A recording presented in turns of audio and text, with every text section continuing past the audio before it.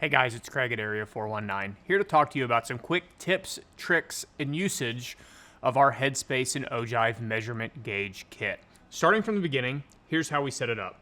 I'm going to start with my calipers. Michitoyo calipers are our favorite, but anything that has a standard size blade on the calipers is going to work for you. The first thing I'm going to take is the body of the measurement system, and I'm going to find the appropriate insert for what I'm doing. If you're not sure what size you need to use, go to the product page on our website for this product. We'll link it in the description below, or grab maybe the little card that came inside your kit. It'll give you the recommended inserts for several Headspace applications, and then for Ogive, you're simply going to pick the correct insert relative to the caliber of your projectile. For 6.5 Creedmoor, I've got the 400 thousandths Headspace insert. I'm gonna go ahead and open my calipers, slide that on, and just snug it down. No gorilla strength required here. Simply make sure they're snug so that when you open and close and go back in and out, that when that anvil seats inside the insert, there's no sagging that you have to overcome.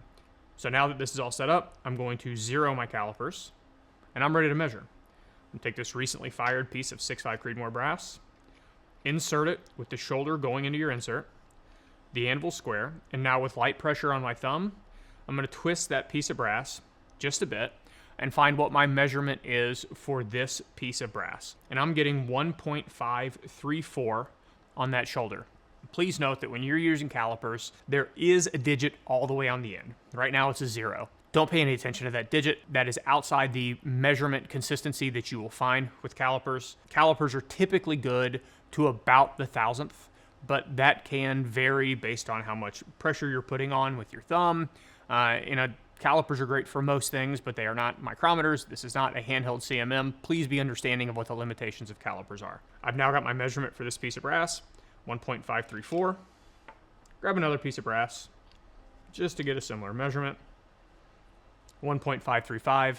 If you're shooting a 6.5 Creedmoor and you have an inspect chamber, your reading when you measure your headspace on a recently fired cartridge or a recently fired piece of brass should be very close to this number. It might be a thousandth or two longer or a thousandth or two shorter based on the range that exists inside SAMI chambers.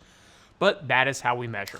I'm going to talk to you about this guy. This is the stand that we made for this system because we like using our height stand in the shop. We can show you an image of that. It's a tool that you have no business having in your actual reloading room, but we use it often, and we wanted our measurement gauge kit to be able to work in a similar way, work with less holding, less effort, less things to fall over.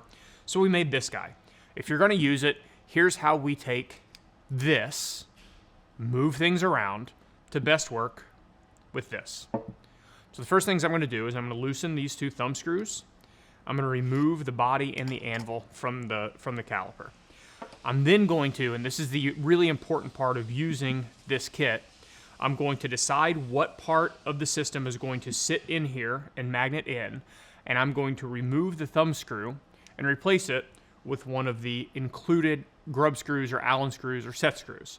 I like, and I got this recommendation from someone in a comment, the idea of actually flipping everything upside down when we're measuring in this. That means putting the heavier half on this side of the caliper so that gravity helps us move up and down.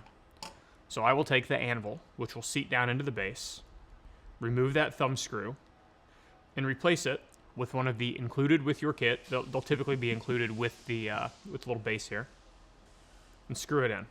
I also have an Allen key to do this. This is a 3/30 seconds Allen key.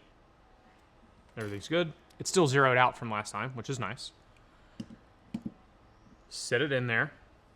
You'll feel the magnet grab that product from the bottom, so we're secure in the base.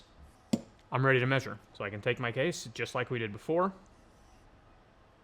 put it on the anvil, let that sit down, spin it around, and we've got our measurement number of 1.536. Again, that is what we were looking for last time. So guys, this is how we use the Headspace and Ogive measurement kit. This is how we use the base. It's how you might have to alter things between a thumb screw and a set screw.